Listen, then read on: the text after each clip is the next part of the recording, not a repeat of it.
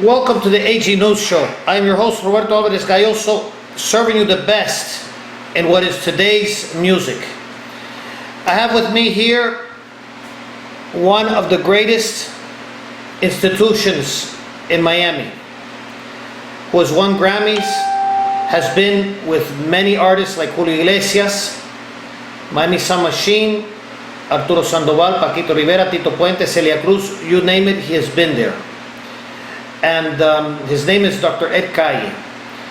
And for me, I have just finished having the interview with him in Spanish, but now we're going to do the English version for our English-speaking listeners. What I'm going to do now is I'm going to invite him again. And we're going to start with the interview. Let me get started here. Great. We're going to get started here. And beautiful, beautiful. We're getting ready. We're just waiting for Dr. Ed Calle right here. There we go. Yeah, Dr. Ed Calle, nice to meet you. I'm just finishing up converting the Spanish version to YouTube, and I'm also learning how to do it too. Remember, it's the we're trying to learn how to do Instagram and Facebook Live, like Sir Edmund Elgar did with the with Abbey Road recording studio. And for me, it's a pleasure and an honor having you not only in Spanish but in English. I'm dedicating this interview in English to all of the artists who have not been given enough opportunities to express themselves because of things beyond their control. The first artist that I'm going to be dedicating it is to the Canadian rock singer Sabrina Fallah. She was born in Canada to Iranian parents. She's a big metallic rocker. I love her music. And she's been having problems with some of the prizes. She won one prize, but another one she was marginalized, which is the word. And I'm also dedicating this to Luis Salas. And of course, given the fact that some people have been saying that most artists are non-essential, as I've been doing it in the Spanish interview, I'm also doing it in the English interview. I have this t-shirt of 3RG Miami, who's going to be my second dedication. 3RG Miami, Luis Salas is also going to get an honorable mention and dedication. Plus other artists like Ricky Valido, who is a Cuban-American artist from Hialeah, who has been doing country. Midnight Kahuna, who is the mixture of Elvis Presley and Benny Moré. And I had the honor of being in one of his videos. And which other dedications? And of course, Instant Karma and the Dropouts, which are two. This is a couple born in New York, and their parents were from Cuba. Great couple. So, for me, it's a pleasure and honor having you here. And we're going to be talking about in the few minutes that is remaining, because Instagram has been nice enough to extend this a little bit more. We want to talk about your career, your beginnings, and the people you've worked with. Well, I was born in Venezuela. Grew up in Caracas. My parents are both from Spain, and so I lived in San Sebastian with my family, my grandparents and my mom. And my father got a job working in the United States, and so we came here. I was maybe 9 years old and didn't speak English, none of that kind of stuff. But I'm a product of Dade County Public Schools. I'm very proud to say that. And my father was an excellent concert pianist and played great accordion, but he had to give it up because he fought in the Spanish Civil War, and so he couldn't continue the piano. My mom always sang at home. I heard a lot of traditional Spanish music, zarzuela and pasodobles and all that stuff. My father was a big classical music fan, and we listened to a lot of music, Mantovani with strings, and pop music in those settings. And I listened to a lot of folkloric Venezuelan music. When we came to America, my father one day when I went into junior high school, he got a notice from the school saying, "Would you like your child to play in band?" So he asked me, "Do you want to play in band?" And I said, "I don't know." Growing up in our culture, when your father asks you a question like that, the answer is yes. So I was like, yes, and He said, what instrument do you like? I said, I don't know. He said, what about the saxophone? I said, okay. And that's really, I mean, that was God working. It wasn't a weird thing. It just, I had no idea. And from the first day that I played the saxophone, there was just this tremendous connection between myself and that instrument, and it gave me a voice that I could not have had any other way. I was a very studious kid, very shy kid, always a little heavy set and always very timid, that kind of thing. And so music opened doors for me that I could not even imagine. And from the time I was very, very young, that became my voice. The very first time I ever played a solo in front of an audience was that summer. After I had started playing, I played a version of Misty with a symphonic band. It was the only time my father ever heard me play. My father died when I was very young, and when I finished, everybody stood up, and I got scared, and I started to cry because I thought people were leaving because they didn't like it. And my band director, God bless him, Charles Foster, a guy who was on the Midway when it sank, one of the greatest. He was like my second father. He and Vince Trici, my junior high band directors and orchestra director. He said to me, he said, no, that's good. That's what happens when people really like what you do. That was my very first experience with that. And I always play with my eyes closed, so I didn't realize it. But I'm glad that my father got to see that and got to hear that. Never heard any of the other stuff, and I'm sure he hears it from up there, but he doesn't know that that little conversation that we had ended up creating somebody who's had a wonderful life in music. It's pretty amazing. Great. You played with many. You played with many bands and with many artists. You've played in some of the albums recorded by Julio Iglesias, Miami Sound Machine, Arturo Sandoval, and Paquito Rivera. What was your experience with each one of them? Julio is amazing. Julio's voice, as the great producer or songwriter Roberto Levy, my friend, passed away recently, but Roberto Levy said to me one time, he said, Julio has the ability to tickle everybody's ear in a very nice way, and he really does. And he just has great phrasing, he has great pitch, he's an incredible artist, and really has been great to me over the years. Just a wonderful man and a wonderful musician. Paquito is just great, a real gentleman, somebody who's always been supportive of me since I was a very young guy, and has been very helpful. Arturo is my hero and someone who I've made so much music with. And Gloria and Emilio are, for me, they're family like Arturo is. They're family, and they've opened up doors for me that the world could not have opened. I'll tell you something about Julio that's very interesting. My mother, when my father passed away, my mother was very nervous about me being a musician because she had always heard that musicians can't make a living, even though I started making very good money from the time I was very young. But one day I was home and I was on tour with Julio, and Julio called the house and he wanted to talk to me about rehearsals and stuff like that. And he said, "Is your mother home?" And you can imagine, my mother's Spanish, and he's Spanish, and he's a hero for everybody. And so he said, "Put her on the phone." And so I gave my mom the phone. I said, "Mom, somebody's on the phone for you." And she picked it up. Back then the phones had cords, Yeah, and so I remember the cords. And Julio starts speaking to her, and I'll never forget this. My mother turned about 12 shades of different colors and had to sit down because she could not believe she was talking to Julio Iglesias.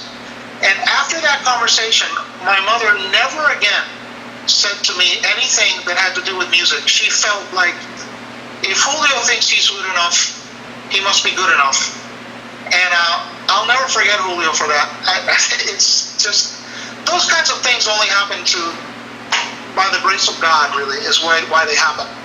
And I've been fortunate to be on the receiving end, and one of the reasons why I like to teach is because I'm able to do that for young people now, is to help them find their way. the way these great artists helped me find my way.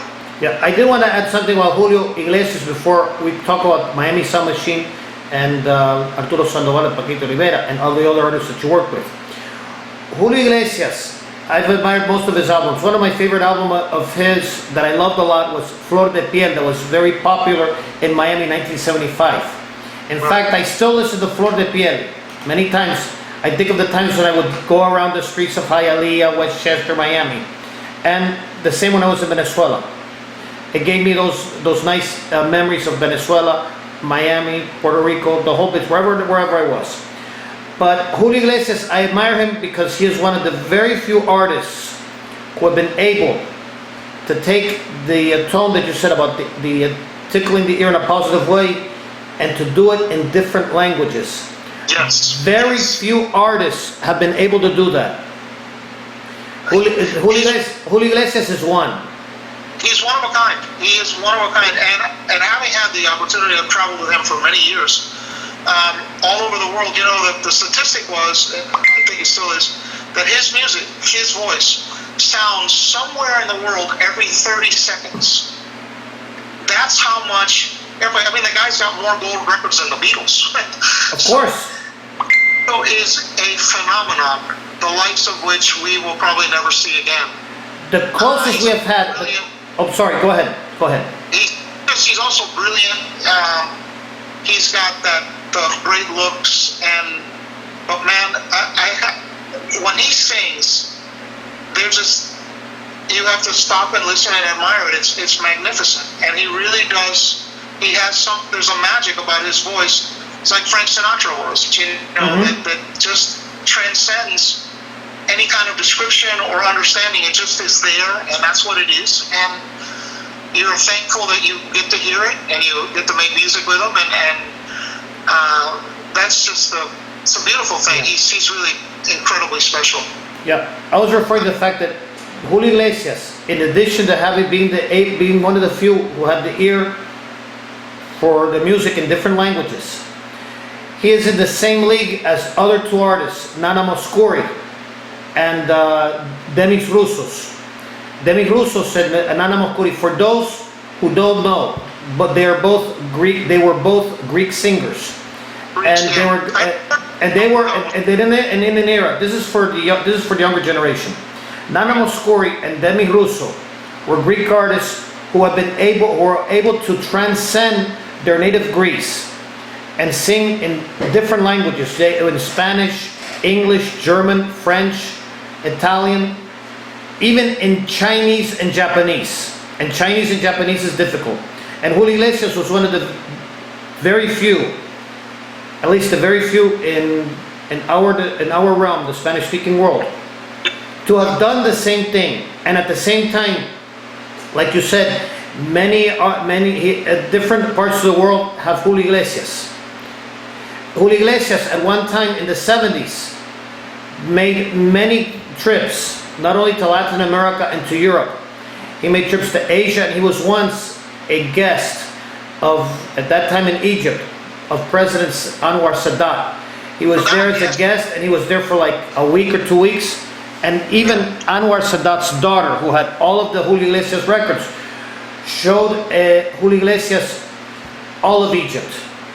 That's how universal Julio Iglesias was. Well, I traveled the world with Julio. I mean, we played Australia, Korea, Japan, the Philippines, Malaysia. Same thing with Gloria. I've played in Japan 18 different times. I've been there 18 times with different artists. Julio, Gloria, Bobby Caldwell, and Julio. You know, he plays stadiums when he goes to those places. That's how big a star he is. He's a one-in-a-lifetime artist, the same way that Sinatra was, the same way that Gloria is, or Sting, or somebody like that. They're on that level, and you're just thankful that you get the chance to make some music with them and get to know them. You know, they're wonderful people too, and what a blessing it is to have people like that on the earth. Yeah, you also played for Miami Sound Machine. How was your experience with Miami Sound Machine?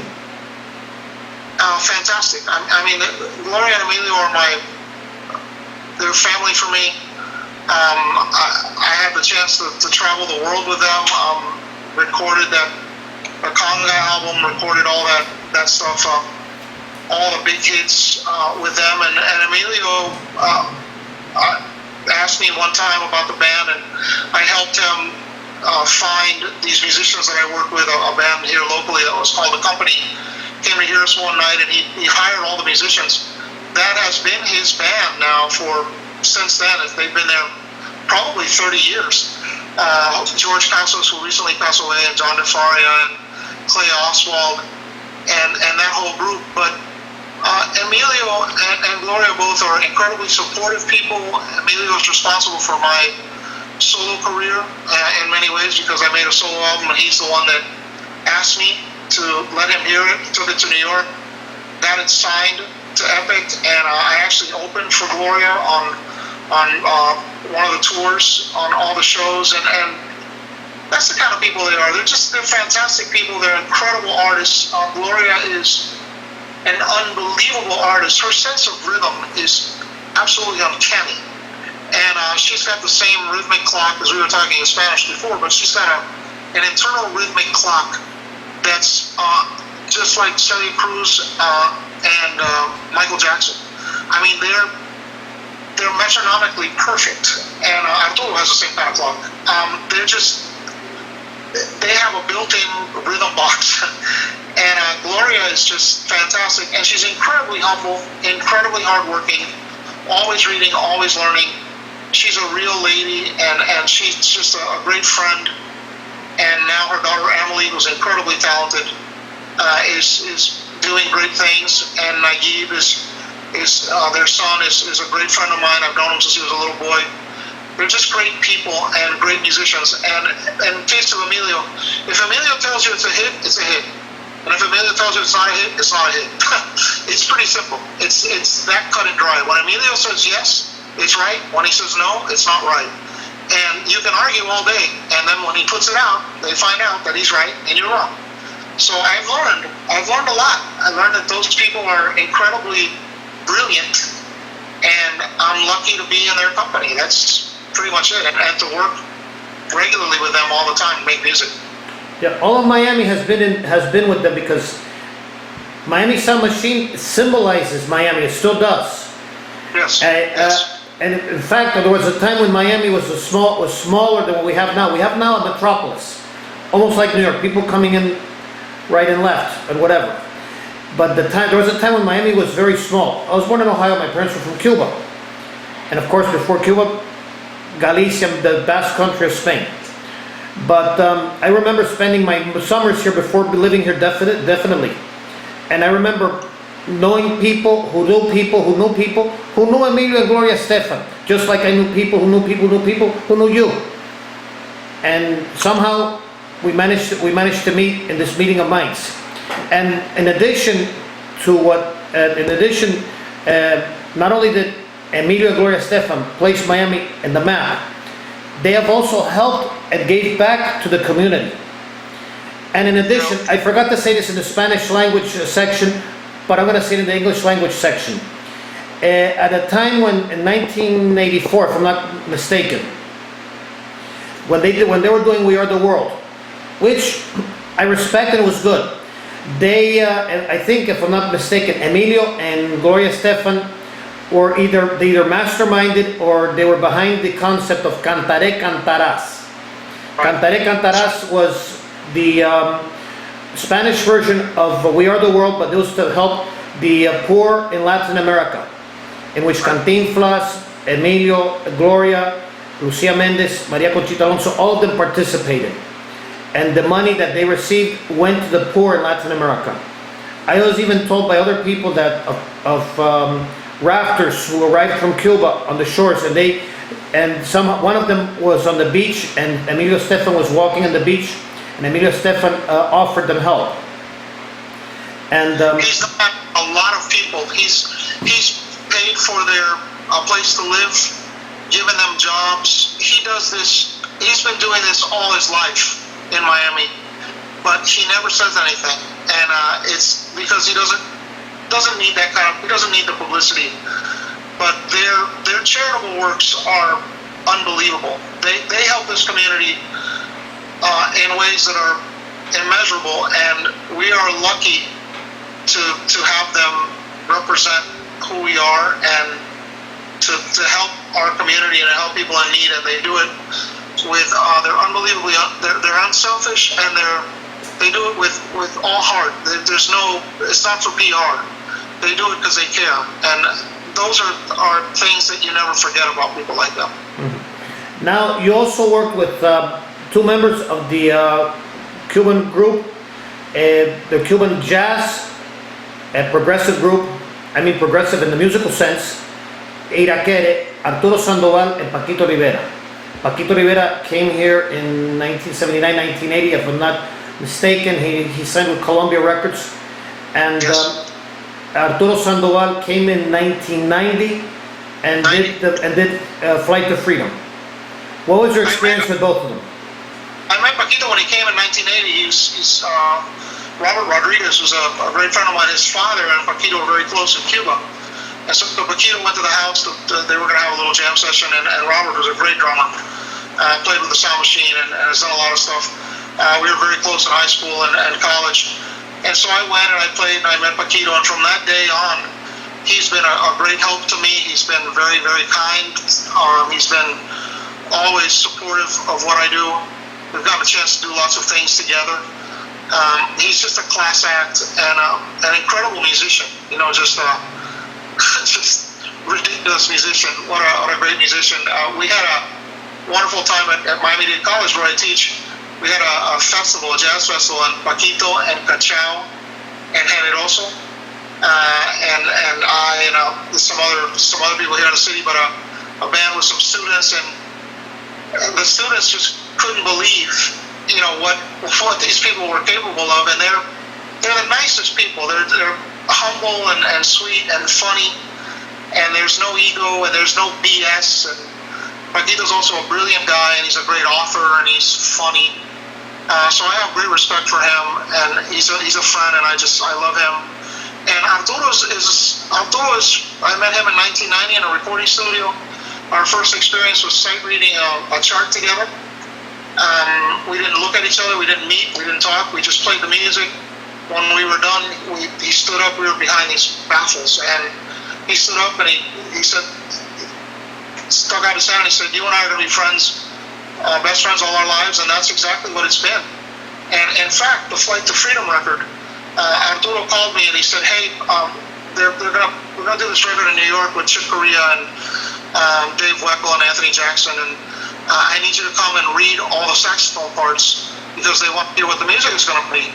And so I went in to play, and I played the first solo, and the A&R person said, "You know, we're going to take him to New York with us." And Arturo smiled. He's like, "Yeah, that's the guy you need."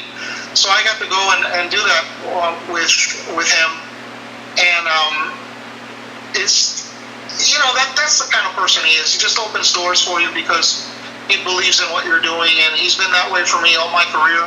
Right now, I'm working on music for him. I've been a little slow because our twin daughters just moved up to the University of Florida, and I record for a lot of people. Congratulations to your daughter. Yeah, thank you. You know what it's like, but they're twins. I'm the same way. My daughter's in Miami-Dade, so. So you know, she can come visit me over at the school once we get back to being face to face. Right now, we're all inside the box. Oh, of course. But you know, what a fortune, what a good fortune it is. I spent about 24 years of my life touring the world with Arturo, playing on stages and recording studios and doing all his records and going to the movies together in LA and hanging out and having dinner and going to the house and doing all the things that you do. And they're just, I say it in Spanish and I say it everywhere. There are two people in our universe that wear the letter S on their chest. There's Superman and Sandoval, and Sandoval's for real. He is just, it's not, you can't put it in words. He is a genius in every sense of the word, and making music with him is the equivalent of making music with Mozart or Bach or Beethoven or any of them. That man is especially I have a joke. I say if you give him a banana, music will come out of it. So he's just an incredible musician and an incredible person. Has just a great will and a great energy and positivity and great mind, great sense of humor. I'm very blessed. My career is a testament to great human beings who have opened doors for me and helped me learn lots of things, and they continue to help me learn. And I feel very lucky, very blessed with that. Yeah, Irakere has been one of the greatest in Cuban jazz in the 70s. I had great memories. I had great memories with them. Not that I knew someone who knew someone, although I have family in Cuba.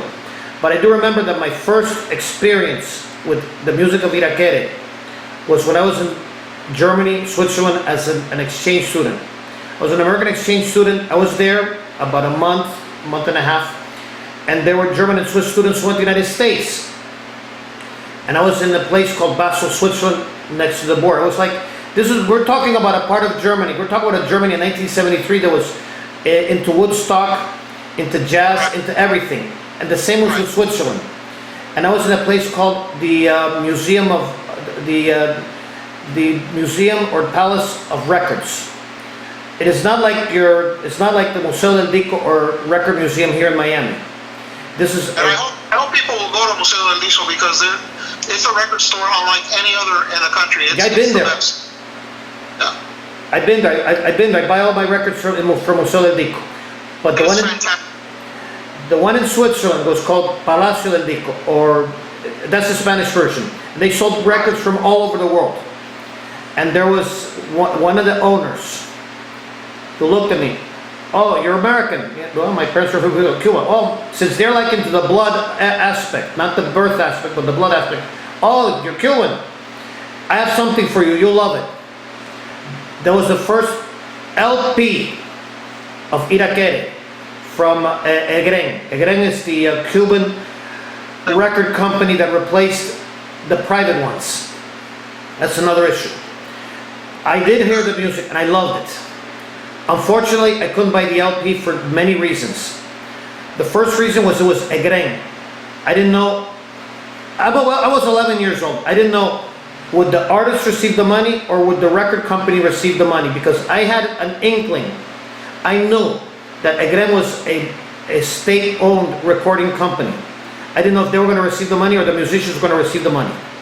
Second, given the fact the United States and Cuba did not have diplomatic relations, you could only meet with family members or anything if you were in Switzerland, Austria, or Finland at that time. And I couldn't bring the record to the United States because I didn't want to have problems with American laws. And third, when you see a 55 franc price line, the 55 Swiss francs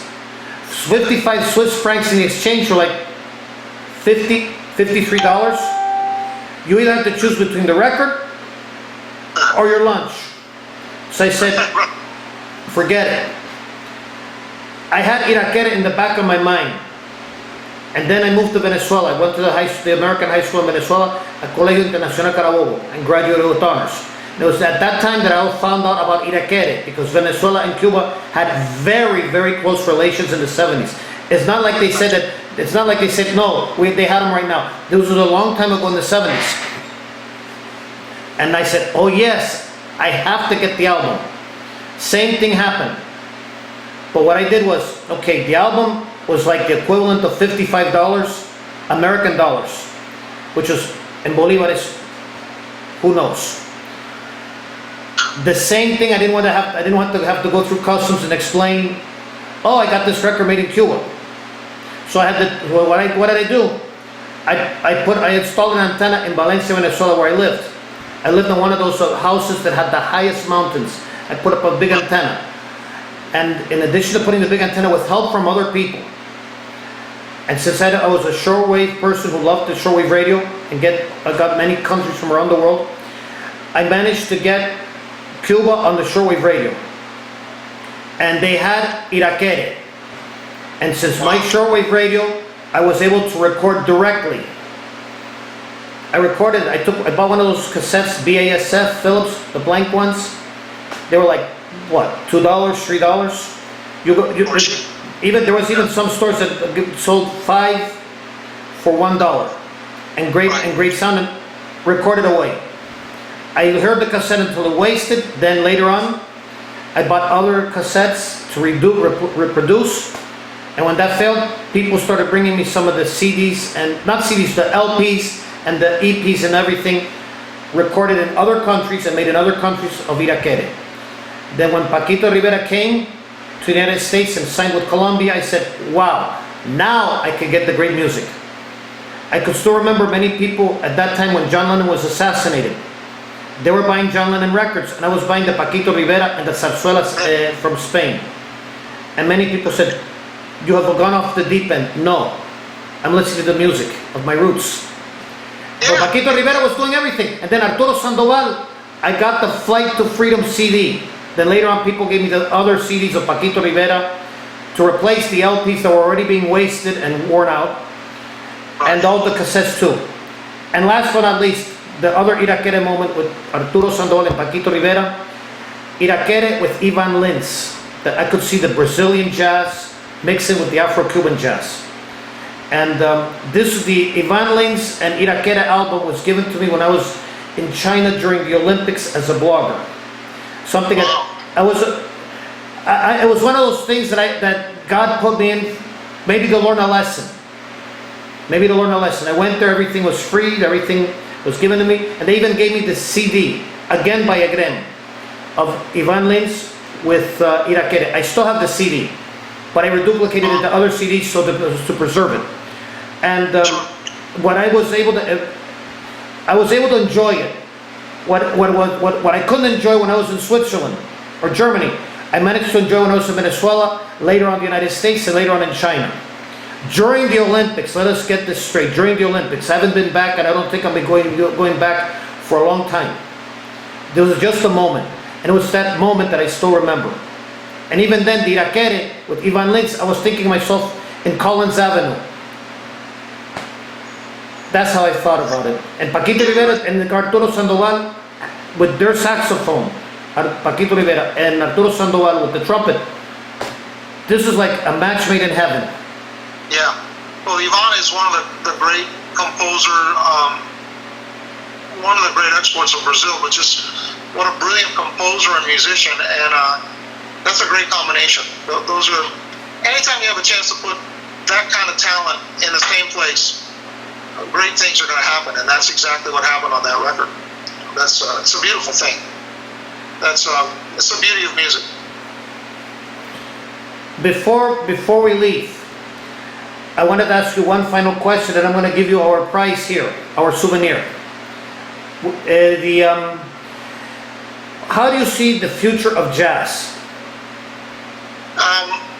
For me, I see the future being very bright. I know that technology scares a lot of people, but I think what's happened is that the world has become smaller, and jazz is no longer just a form of music that is only in New York or only in California. Today, there is great jazz happening all the way from Patagonia all the way to the North Pole, all around the world. And as a result, we're starting to get different sounds, different mixtures, different mashups, different stuff. The spirit of musicians will never cease until humans are no longer on the earth. Music is a part of what we do. It's maybe the most natural thing in our universe. The universe is really all about vibration and frequencies. So musicians are always going to make music, and I really believe that the best is yet to come. And that's not putting down Coltrane or Charlie Parker or anything that has come before. But I really believe that the best is yet to come, because people today have access to more information. They can learn faster. They can learn more. They can mix things together that used to take decades or were very difficult to get together. Now we have these influences that almost merge instantaneously, and because we live inside of a box most of our lives right now, especially right now, but in general, everything is streaming, everybody's looking at their phone, everybody's looking at a device. I strongly believe that we're going to see a renaissance of the community kind of feel, the Miami Sound Machine days of the sound of a particular city. It used to be magic, you know, the Memphis sound, the LA sound, the New York sound, the California rock sound, or the Village sound in New York, the Miami sound, the New Jersey sound with Tito. I think we're going to see that reappear. And it's going to be stronger than ever. And so we're going to get not only this international kind of jazz or barrier-less jazz, but we're also going to see more and more of this community-based sound that represents particular areas. And in that respect, I think we're going to see a very bright future, and a future where all the music is going to have a chance to be heard by all 7 billion people that are on the earth because of streaming. I know that I have people, fans, and musicians who I speak with in China, in Korea, in the Middle East. You know, when I was a kid, that was impossible.